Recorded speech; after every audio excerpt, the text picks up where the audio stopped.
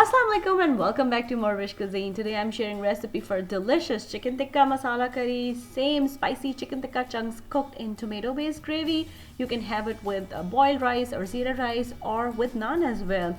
Quick and easy recipe. So without further ado, let's go and make it happen. So let's start our recipe. Bismillah. First we'll prepare a chicken. For that I'm taking boneless thigh pieces, squeezing some fresh lemon juice and adding yogurt.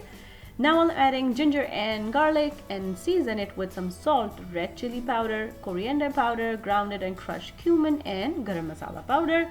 Mix everything well and then now you can marinate it for at least 1 hour or leave it overnight.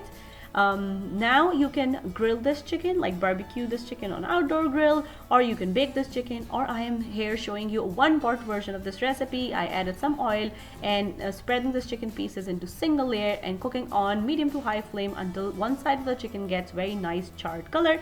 Flip and let the chicken get nice color on other side as well. Then put this flame on lowest setting and cover and let it cook almost till doneness. Now I'm taking all the chicken pieces out and I will use the same pot for our masala. So for that I'm adding chopped onion in this pot and start cooking until onion will start to get a little goldenish from the edges. Adding ginger and garlic here. Saute for 30 seconds to a minute and now I'm adding tomato sauce which comes in a can. Now if you don't have this one or you prefer to add fresh tomatoes, you can just blend 2 tomatoes, but now I'm adding tomato paste and I would prefer that you use the store-bought canned tomato paste. It will give a nice color to your gravy as well. Seasoning it with some salt, red chili powder, coriander powder and crushed and grounded cumin. Just be very careful while adding the masala because we used the same masala into our chicken as well and it will go again in the same gravy.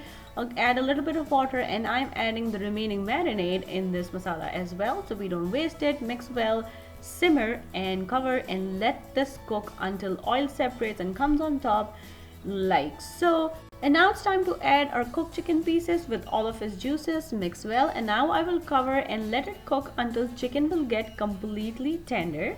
Just in the end I will add heavy whipping cream. If you want you can substitute it with sour cream as well. Mix well and switch off the flame.